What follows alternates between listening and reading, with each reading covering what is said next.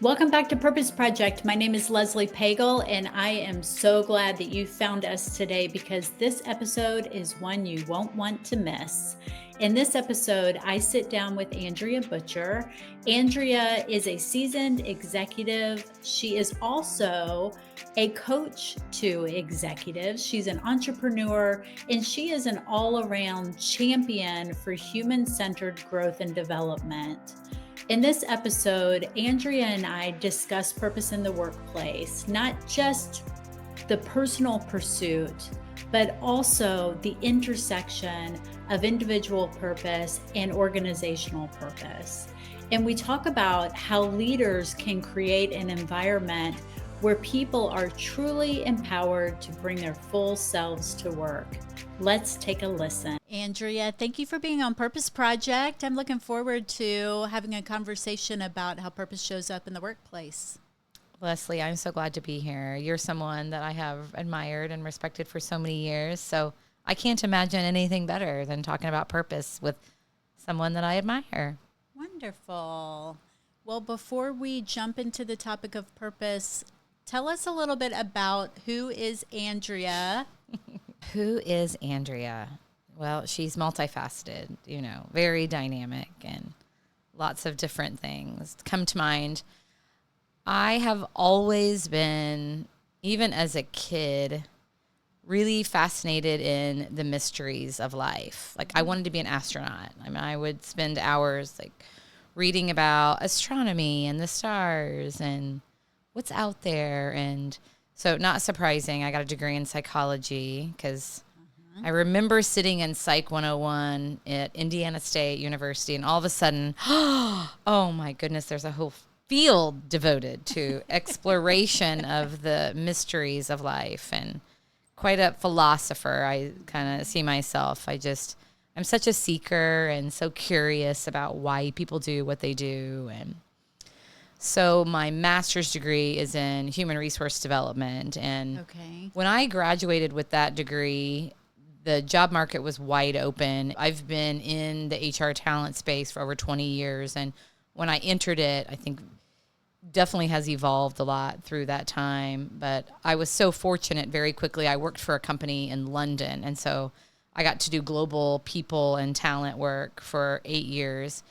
And what I realized really quickly was that in order to equip leaders and team members within the organization, you needed strong processes and culture. And I saw that play out firsthand. The company I worked for was headquartered in London, but I lived in Chicago.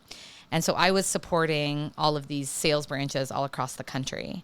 And not surprising, where we had the best numbers, the best results, very little employee relations issues, there were good leaders in those branches.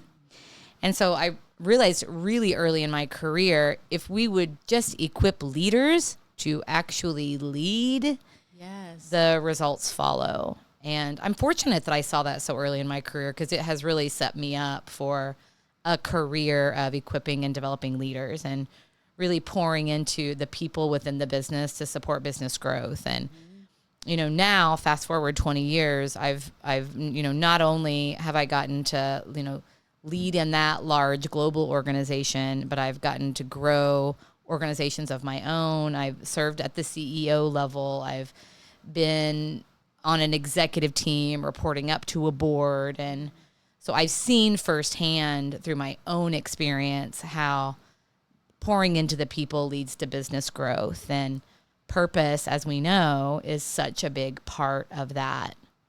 And at this point in my career, I'm currently today leading multiple organizations. They get varying degrees of my time. Where I'm spending the most time right now is on my executive coaching and consulting business. So that business, I would say, is my core business. My favorite definition of culture is the shadow of the leader. And that executive team is in so many ways the shadow of the culture.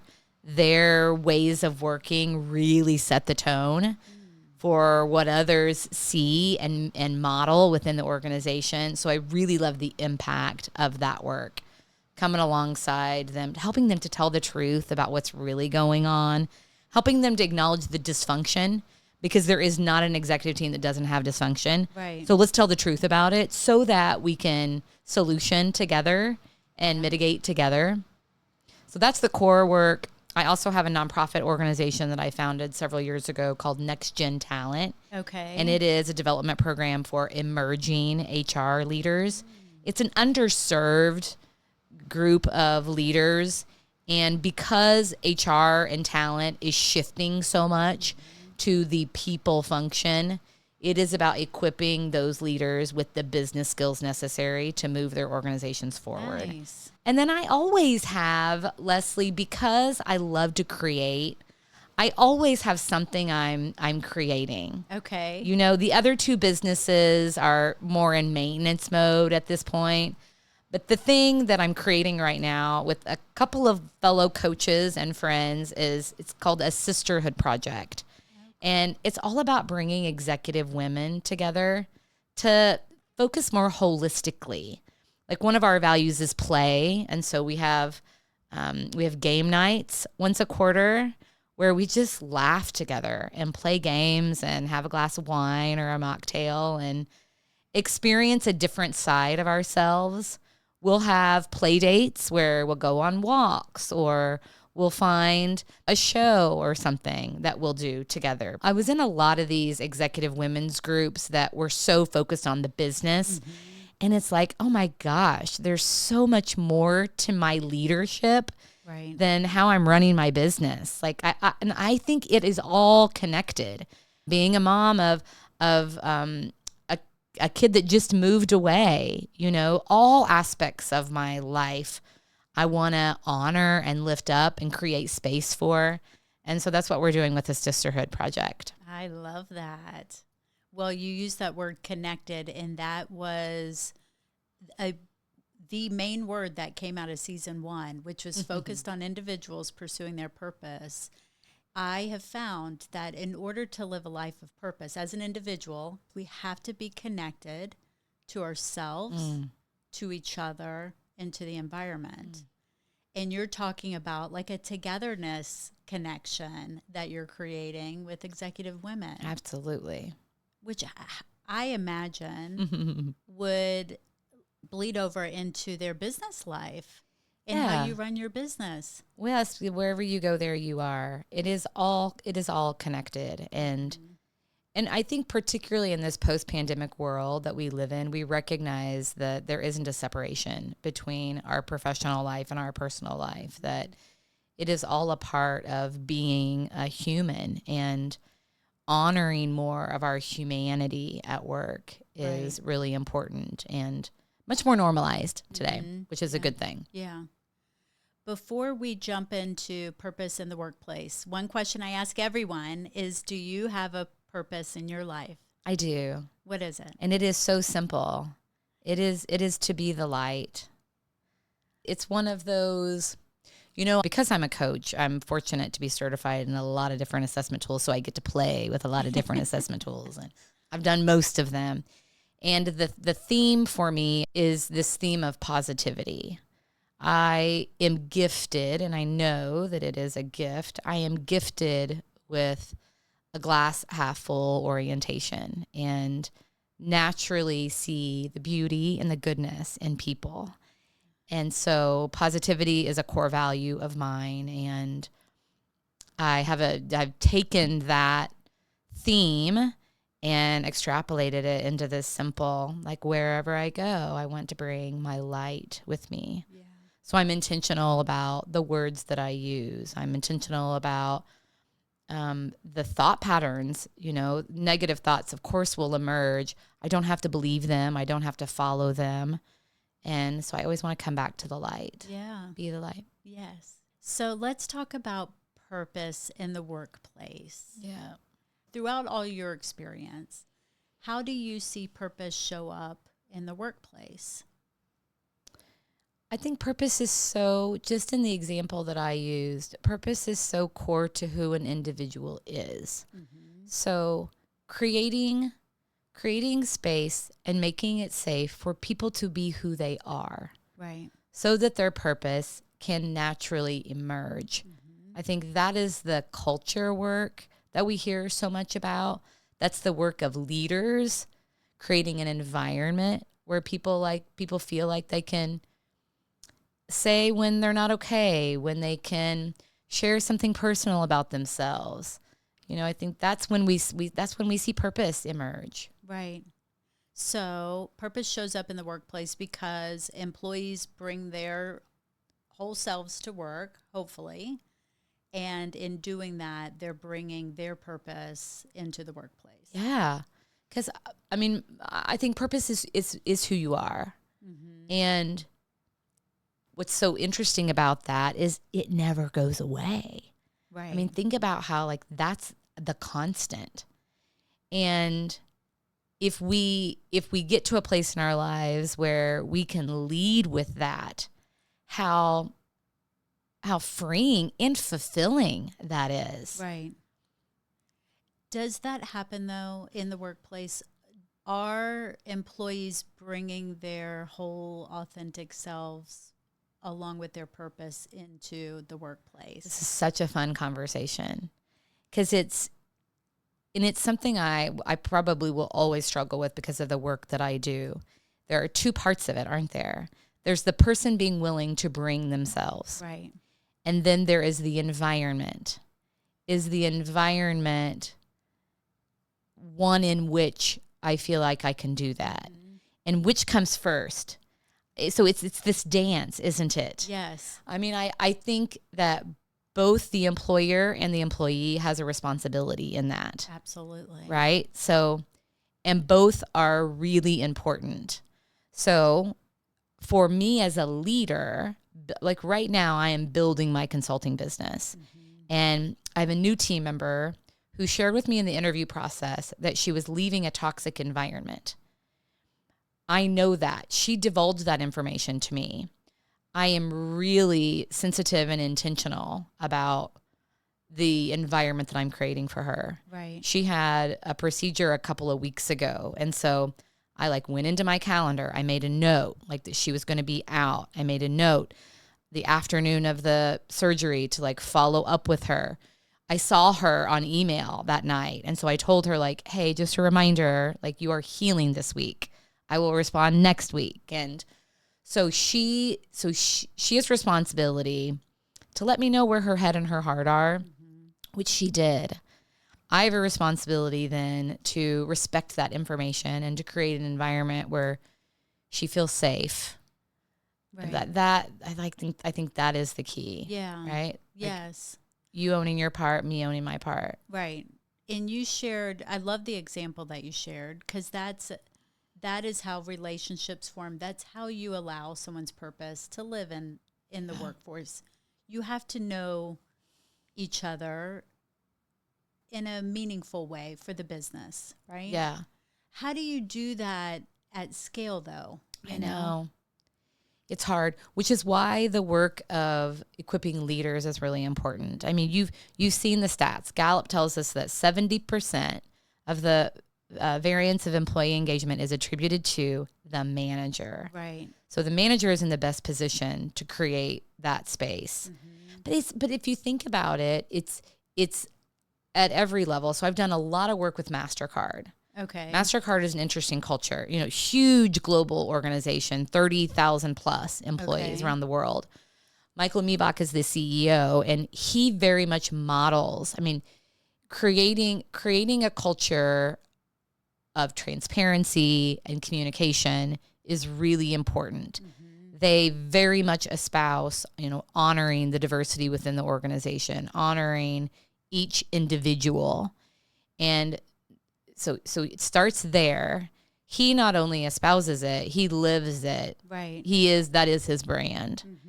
And then they invest a lot in the development of leaders and teams and people. And no doubt across that organization, there are managers who are not equipped to create that kind of environment.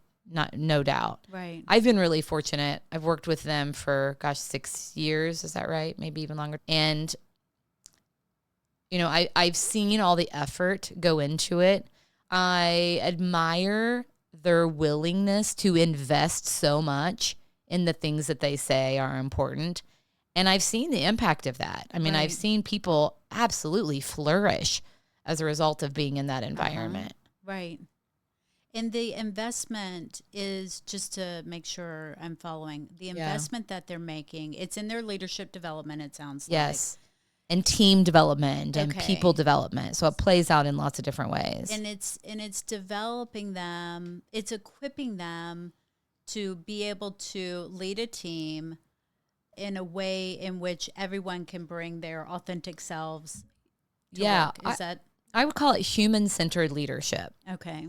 I think, and maybe if we could just push pause for a second and I can talk a little bit about the evolution of leadership development. Okay. So there's a big difference between leadership and management. You know, management, I think of, and actually if you look at the roots of both of those words, the root of the word manage is manus, which is hands. So you think about like the tactical activities of becoming a new manager. Okay. Goal setting and managing performance and performance improvement and managing a budget and scheduling time and all of the nuts and bolts. That tactical work is really important because it creates structure. It creates clarity. Very important work. And traditionally, like people confuse the words leadership and management. So a lot of times people will say leadership development, and that's what they're talking about. Okay. Language is important. Right. And so I think we have to get really clear. Leadership is influence. Okay. It's not the hands and feet of management. It is the head and the heart. So it's values-based work. It's vision work. It's very intangible. It's much harder to measure. It's messy because it's much more about the human side. That is really the work that is important today in organizations. I feel like we've gotten good at the nuts and bolts. Right. But what we've compromised in the process is a lot of the who are you? Because we lead from the essence of who we are as people. We influence based on the head and the heart. We influence based on who we are and how we show up and how we interact and the energy that we put out into the world. And so that's the work right now. And that's the work that I love to do. Like that's the work of leadership development. Right. Okay. And plug in where purpose fits in that. A leader who knows who they are, a leader who isn't threatened by who other people are, like that's the work of human-centered leadership. Okay. And that is so supportive then of creating an environment where people can be whoever they are because now I'm not threatened by that. Right. Yeah. Because I know who I am. Right. And I know who I'm not. Right. And I'm willing to admit that and talk about that. And to know who you are is to know your purpose, right? Yes. Okay. Yes. Yeah. And your values and what you stand for and what lights you up, what doesn't light you up. For me, like the combination of all of those things is purpose. Yeah. So one way that purpose shows up in the workplace is through leadership development, enabling the leaders to truly know who they are, their values, their beliefs, their purpose, to not be threatened by others. And in doing so, that creates an environment where the employees can show up as who they are, bring their values, their purpose, and leave their egos at home. What a great summary. And if only it was that simple. Right. You know, aren't we all, we are all on this journey. We are all on this growth journey. I mean, isn't that what life is one big growth experience? And so the workplace, gosh, the workplace is such a great forum in which to explore who we are and how we tick and what our growth points are. Right. And I feel like that's what's happening right now is organizations are the appetite for those kinds of conversations is really great because I think there's this cosmic readiness. So, okay, let me get a little Andrea on you. Remember, I started with, I've always been such a seeker. Yes, that's right. I know. So, Leslie, we are entering the age of Aquarius. Did you know that? I did not. And the age of Aquarius is this transformational time at a very big cosmic spiritual level. I mean, even just saying that, like, no doubt your listeners and you have experienced over the last year or two, what am I doing? What's important to me? Oh, yeah. That is this spiritual transformation that is taking place. Mm-hmm. And so everyone is feeling some aspect of that in some way. And so there is a readiness. There's a readiness for this work. Okay. Just last week, I had the CEO of a transportation business say these words to me. I don't know why, but for some reason, I really want to do something different. I want to help my employees be better humans. And that is a sentiment that I hear almost weekly. And so there's a readiness for organizational leaders. How do I use my business for something more? Mm-hmm. So can I take that and twist it a little bit? I wish you would. Okay. Because we've been talking a lot about what I think of as individual purpose. You know, I have my purpose and I bring that into my workplace, and you have yours and you bring yours and all that. Yes. But business also has a purpose too. The business as an entity has a purpose. Yes. And that's a little bit of what I heard there too, is I want to use the business to serve a purpose for humanity. Beyond making money. Right. Beyond transportation needs. Can we talk about the purpose of business too? How much are you seeing that in your work? Well, I naturally bring a bias towards purpose-centered business beyond profits. It's conscious capitalism, I think, which is where I first met you, right? Yeah. Many, many years ago. Yeah. So people like us are naturally drawn to that because of the work that we do. Mm-hmm. So I'm having these kinds of conversations regularly with leaders, but I also think I attract that. Yeah. So how are they weaving purpose throughout their business? Well, I would say you can't not. I think there are always going to be layers. Certainly, like if you think about the traditional like mission, vision, values, why the organization exists. Mm-hmm. I mean, there's always going to be, let's use my business because it's the closest to me. Why do we exist? Like we provide executive coaching, executive team development. But because I am who I am and my purpose is to be a light, naturally, I am thinking about as I'm building my team and bringing people into my business and creating a culture, that's just happening. Right. Because I'm intentional and I'm thoughtful about treating the people that I work with like humans and recognizing their humanity. Right. So this has come up on other episodes where there's an acknowledgement that when I start the business, it's purpose driven. But over time, the business loses its soul, is how it came up, you know. So I'm imagining a 30, 50, 80, 100-year-old company. And does the purpose get buried? Well, but isn't that interesting that the same thing happens with individuals? Mm-hmm. So I have a picture of my 8-year-old self hanging in my bedroom. So in December of 2023, I exited a 10-year marriage that is a marriage in which I just lost myself. I very much lost myself in that marriage. I take responsibility for that.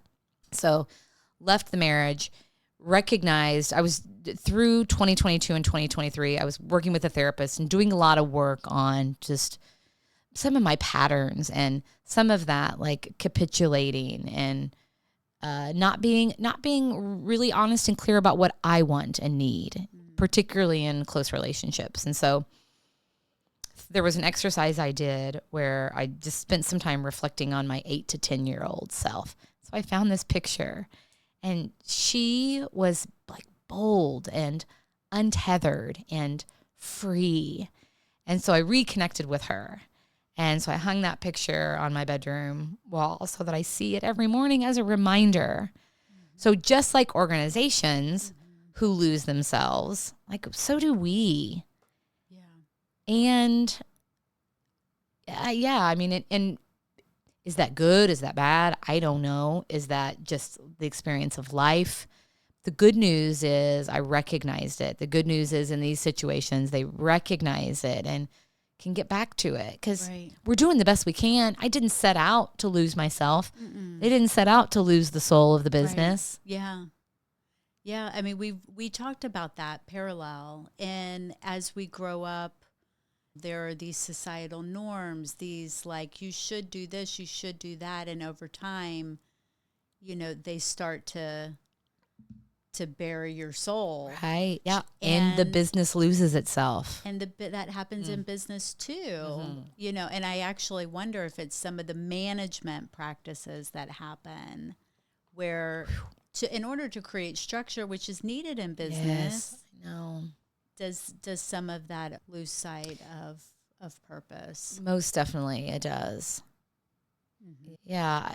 I don't have any answers around that. I think where there's a culture of openness and just honest conversations about what people want and need. I'm working with a manufacturing facility right now, and I'm coaching several of the department heads within the manufacturing facility. And there was a leader who wanted to go to a different shift within the facility.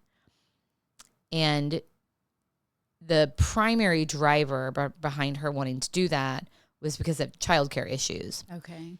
And the business was going to make the change because they needed a good leader in this shift position. But then they found out, like just through conversations, she was honest about how that was so helpful with her. And so they asked her, like, well, is that the reason you want to do this? And so then they put a stop to it because they said, well, we can't do that for personal reasons. Like it has to be a business need. Oh. Because if we made decisions based on everyone's personal needs, it would be too hard to manage. And that felt so off to me. Yeah.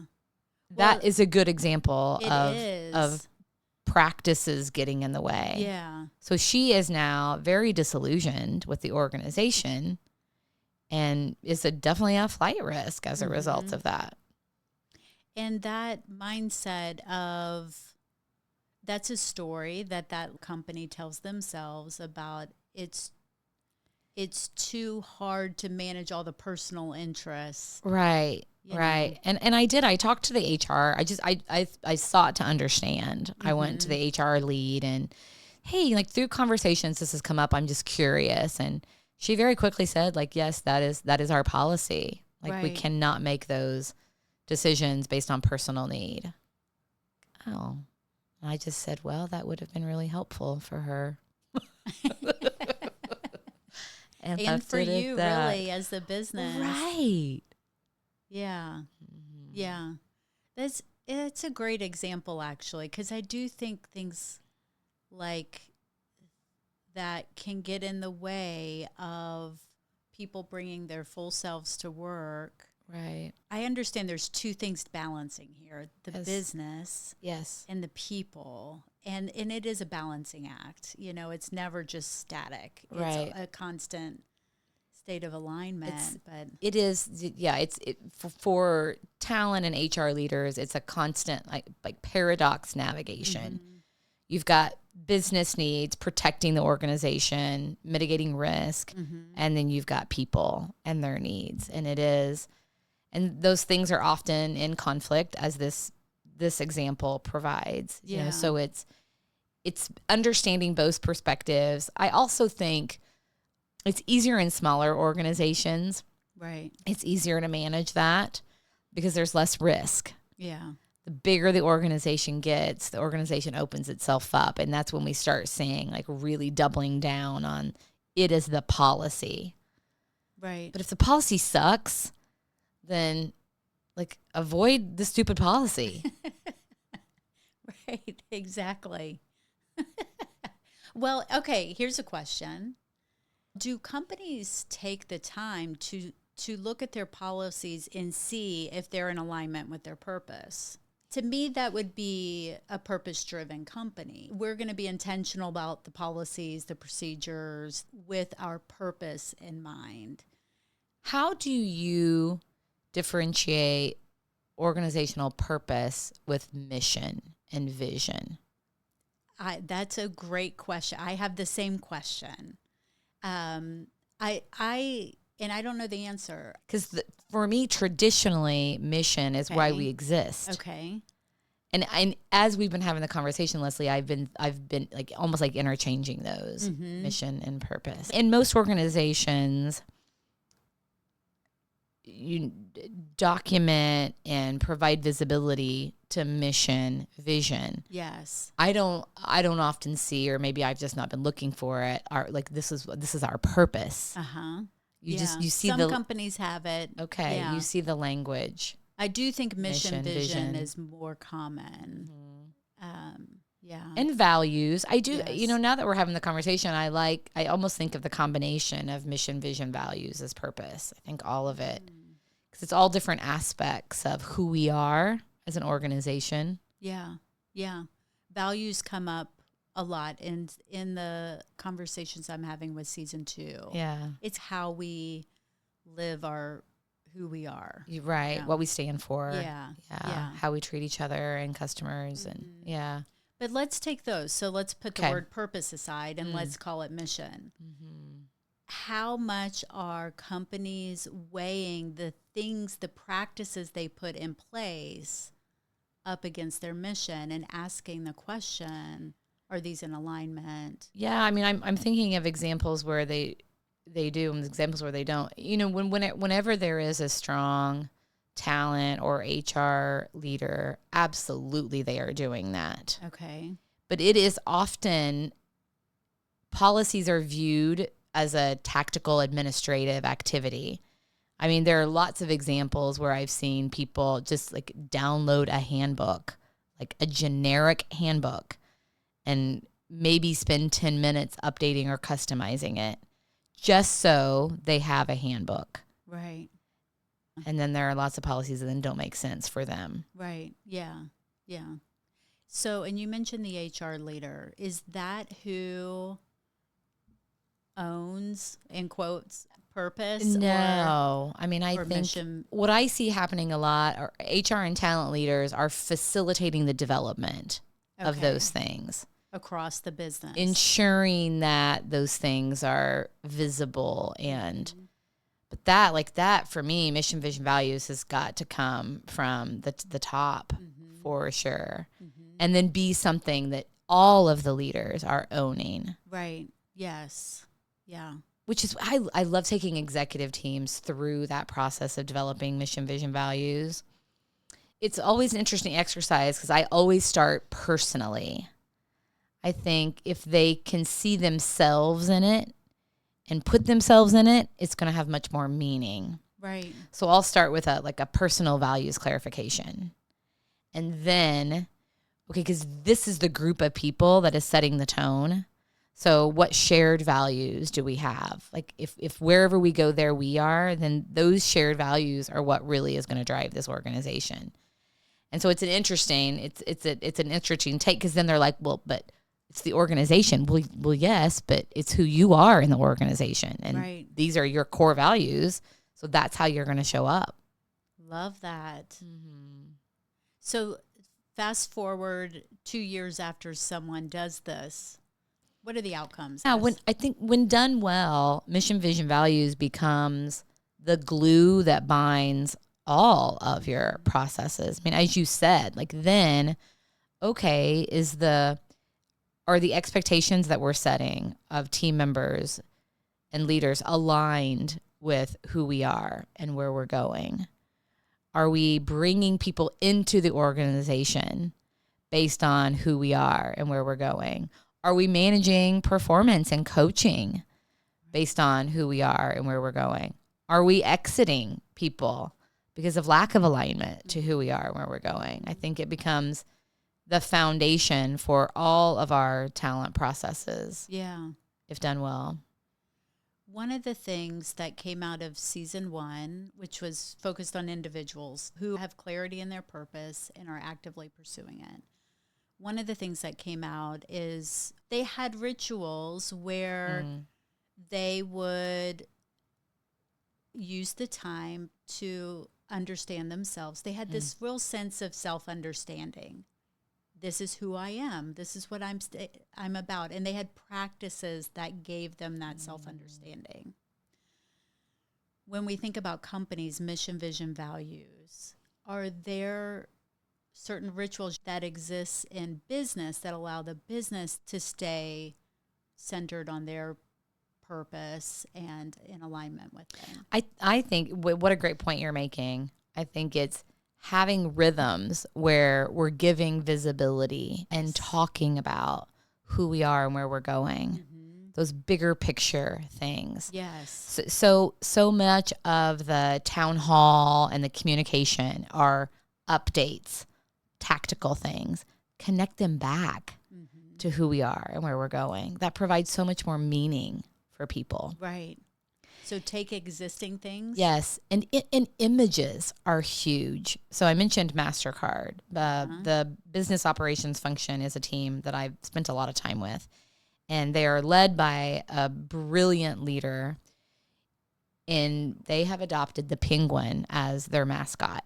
Oh. And so in all of their communications, at team meetings, they use penguins, and that imagery creates connection and reminds people of who we are and where we're going. And it's fun and it's unique and it's different and it sets them apart. And yeah, I'm in my mind, I'm seeing it always present. yes, Like it always has a place in the environment. you got it. And just that image then can remind them, yes. I'm a part of business operations and this is what we're about. Right. I love that. Yeah, so that's another way to it's making meaning of it. It's bringing it to life. Right. And words don't teach, experiences do. Images conjure feelings and experiences that we've had, and so it takes some creativity, but leaders really thinking about how do I bring this to life in a meaningful way for people that they can connect with. Exactly. Yes. Okay, we've talked about individual purpose and how it shows up in the workplace and how leaders have a responsibility to foster the environment, and the individuals have a responsibility of sharing, of bringing themselves yes. into the environment. Anything else on the topic of purpose in the workplace that's on your mind? You know, what's coming to mind for me is this sacred space that is created. I love a good Venn diagram. And so my team and I have been playing with this Venn diagram as we're thinking about the impact of the leader on the organization. So imagine a Venn diagram, these 3 circles. One circle is the leader. One circle is the team, the employee base. One circle is the organization's health. I think we could put purpose in that. Right. But also financial health. Absolutely. And we all want to be a part of a winning team. So think about where those 3 circles overlap. There's this sacred space. Like that's culture. That could also maybe that sacred space is purpose. But it requires the leader to bring themselves and to continue to grow themselves, because then the growth of the leader, the team, and the organization, there's this dependency that I'm much more able to grow as the organization and the team are growing. The team is able to grow and be better as I'm growing and the organization is doing better. And then naturally the organization grows as the leader and the team grows. Yes, that vent is blowing up. It's blowing just up. growing. Right. Yeah. But if the organization is growing at the expense of the leader and the team, like that sacred space is not going to grow. Exactly. Right? Yes. It So does that require space gets all bigger. of them to grow together, right? Growing Doesn't it? together. Yeah. Growing together. That's good. Yes. That's good. So how do you create that though? The overlap of all. I know we've talked about some of these already. That's why I work with executive teams. 'Cause I think it starts there, you know? I mean, it is all so important. The emerging leader work is so important. You know, leadership is everyone's business in the organization. But if you look at what group or leader has the biggest impact on the culture and the environment, it is most definitely that senior team. Yeah. You know, and don't just let it exist on its own, but really have an outside party come in and work objectively with the leader to help you tell the truth. Yes. Because what's funny too is when I work in organizations and I hear them talk about their senior team, it's like they think they have it figured out, and everyone is struggling. There is not a CEO or a senior leader that is feeling like so confident about who they are and in all of the moments of their days. Like, no, they're questioning themselves. They feel like an imposter. They don't really know what they're doing. Right. They're doubtful. And so having a safe space to first acknowledge that and then navigate the struggle. I once heard someone say, you are only as sick as your secrets. And there's something about that I don't quite love. But what I like about it is when we suffer in silence, I know that it does so much damage to our person, ourself. And so being willing to say, like, I'm struggling here. I don't know. Right. That's the huge value of executive coaching, is that's the space that executive coaches create. Yes. Is you can say whatever. Right. That's right. Anything else? Any other advice? It always goes back to, before we hit record, you and I were talking about this theme of trusting yourself. And in my desire to be a light, I know that my gifting is not about like teaching anyone anything. I'm a facilitator. And so my work is always pointing people back to the truth within them. So my advice is always trust yourself. Be willing to get quiet and listen to your internal guidance system, because you have all the answers you need within you. Yeah. Thank you for being on Purpose Project. Thanks for what you're doing. This is such good exploration work. Yeah. I think these kinds of conversations I'm always walking away with so many more questions, which is a good thing. Absolutely. Yeah. Thanks for what you're doing. Thank you. Appreciate you. You too. After this conversation with Andrea, there was a word that just kept echoing in my mind, and that word is responsibility. When it comes to our personal lives, we carry the full responsibility for discovering and living our life of purpose. But in the workplace, that's different. Purpose becomes a shared responsibility. It's a collective effort. It's about creating a culture where people feel safe, supported, and seen, so they can bring their whole selves to work. Their whole selves, which includes their individual purpose. And that kind of environment, it doesn't happen by accident. It takes intention. It takes leadership. It takes the responsibility at the highest levels of the organization.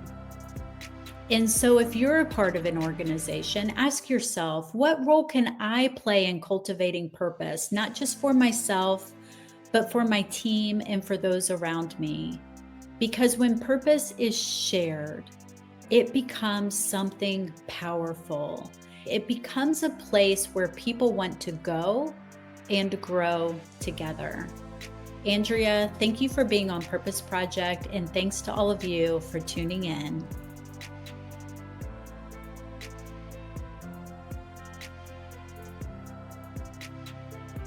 Purpose Project is brought to you for education and for entertainment purposes.